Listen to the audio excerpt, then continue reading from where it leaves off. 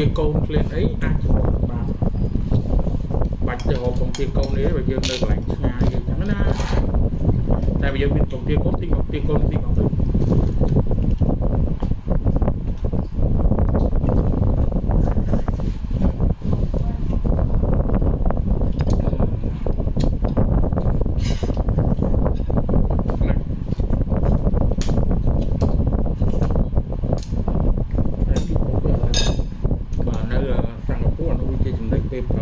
để khi nhau mình tặng nhiều lắm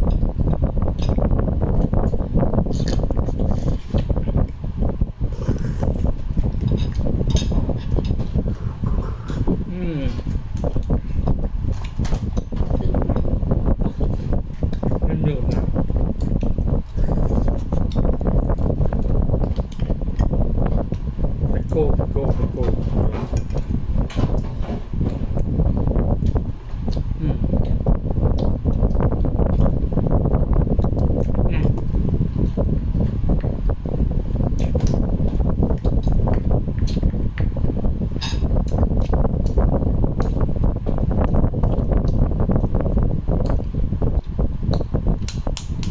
Chưa đó, chưa này.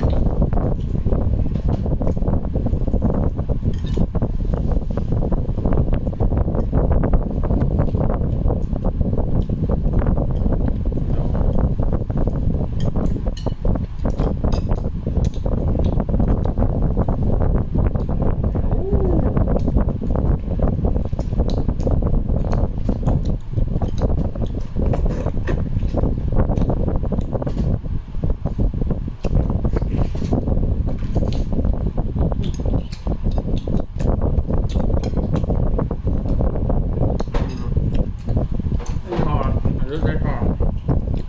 ở đây là lúc chọn đây chăm là lúc chọn này